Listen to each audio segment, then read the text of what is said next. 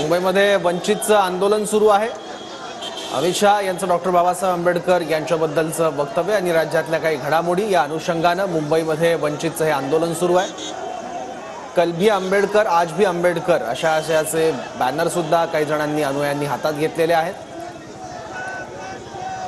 आणि मुंबईत वंचितचं हे आंदोलन बघायला मिळते। आणखी माहिती घेऊ, आपले प्रतिनिधी कृष्णा सोनारवाडकर आता आपल्या सोबत आहे। कृष्णा, काय आणखी माहिती या आंदोलनाबद्दल? पुणे शहरामध्ये प्रकाश आंबेडकर बहुजन आघाडीचे कार्यकर्ते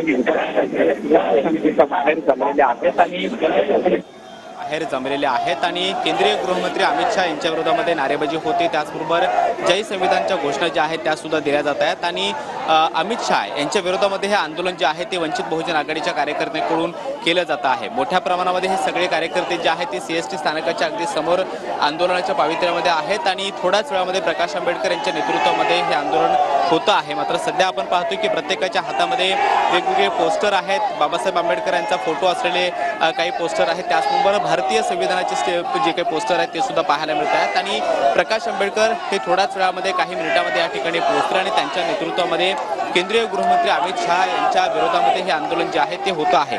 अमित शहा यांनी संसदेमध्ये बाबासाहेब आंबेडकर यांना अनुसरून जे काही विधान केलेलं होतं त्यावर चहूबाजूने टीका होते आहे। विरोधकांनी सुद्धा आपण पाहतो की राज्यामध्ये महाविकास आघाडीने विरोधाची जी काही भूमिका आहे ती घेतली, आंदोलन केलं। त्याचबरोबर नागपुरात सुद्धा महाविकास आघाडीचं एक मोठं आंदोलन झालं आणि अगदी संसदेच्या परिसरामध्ये सुद्धा इंडिया आघाडीच्या वतीनं आंदोलन करण्यात आलेलं होतं। मात्र वंचित बहुजन आघाडीनं आता आक्रमक भूमिका घेतल्याचं पाहायला मिळतं आहे आणि मुंबईतल्या सीएसएमटी स्थानकाच्या बाहेर वंचित बहुजन आघाडीच्या वतीनं हे आंदोलन जे आहे ते केलं जात आहे।